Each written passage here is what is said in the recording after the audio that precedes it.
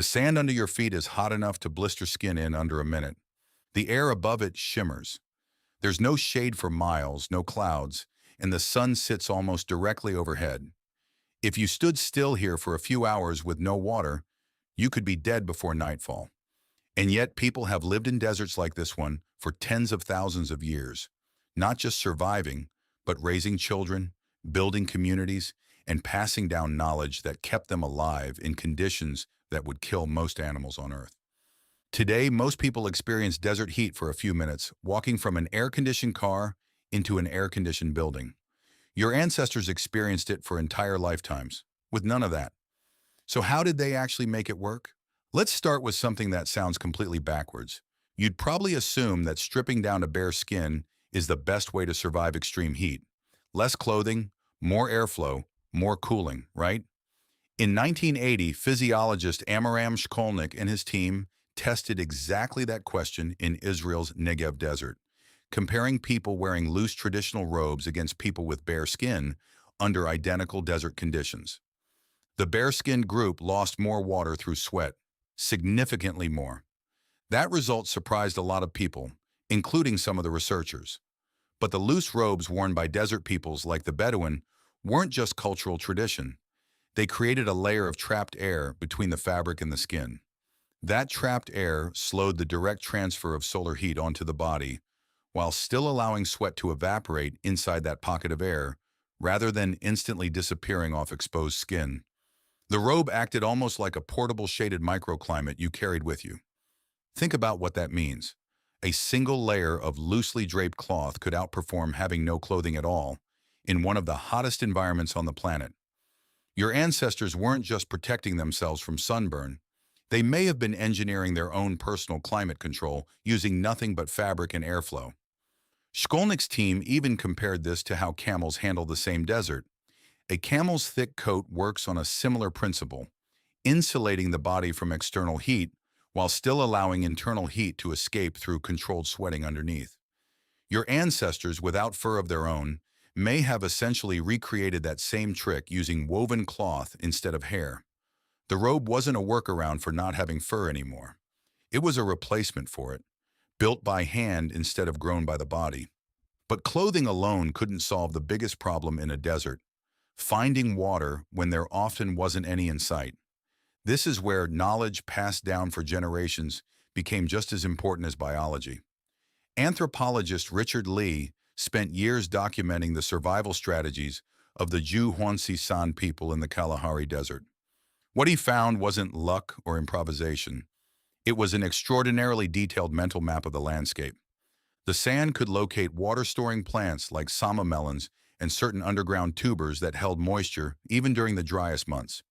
In some documented cases, groups also relied on ostrich eggshells, cleaned out and refilled with water, then buried at known locations along frequently traveled routes. An egg-sized container of water, hidden underground months in advance, waiting for someone who would need it later. That's not survival by chance. That's survival by memory, planning, and a landscape that had been studied and passed down so thoroughly that water existed in the desert long before anyone actually needed to drink it. Children in these communities weren't handed a map. They were walked across the same routes over and over, shown which plants held water beneath an unremarkable patch of sand, and shown it again the following year, and the year after that, until the knowledge stopped being something they were taught and became something they simply knew. An entire library of survival information stored not on paper, but in a shared, walked landscape. If you're finding it fascinating how much strategy went into simply staying alive, hitting subscribe means you won't miss the next deep dive like this one. Now back to the heat. Timing mattered just as much as location.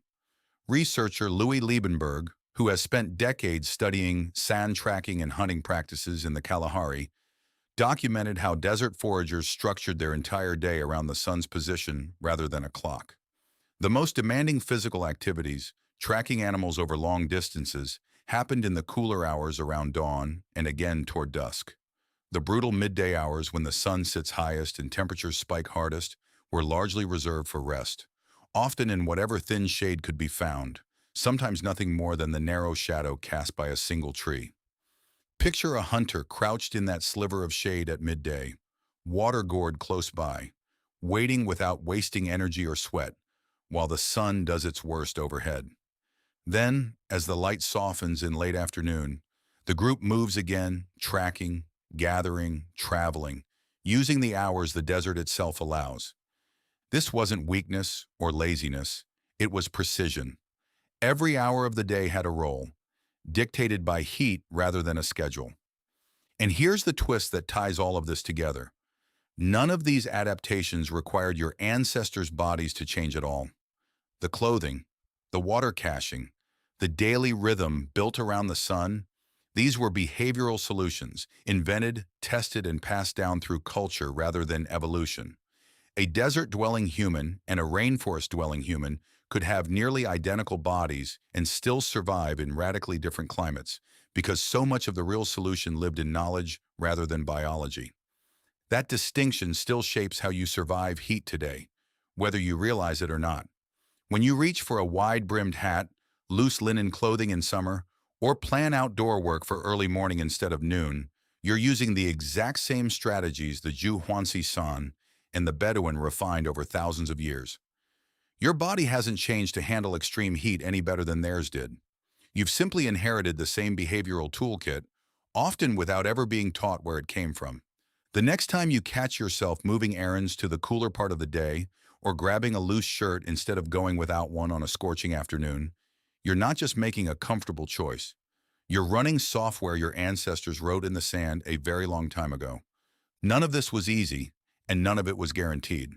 A single bad season, a water source that dried up early, a stretch of unusually intense heat could still be deadly, even with every strategy in place. Desert survival was never about eliminating risk completely. It was about stacking enough small advantages, clothing that trapped air instead of exposing skin, water hidden in the ground months in advance, and a daily rhythm built around the sun, until the odds tilted just far enough in your ancestors' favor. In a place where the ground alone could blister skin in under a minute, that was enough. And somehow, they still made it work. Madden! If stories like this change the way you see everyday habits, there's a lot more prehistory to explore, so make sure you're subscribed for the next one.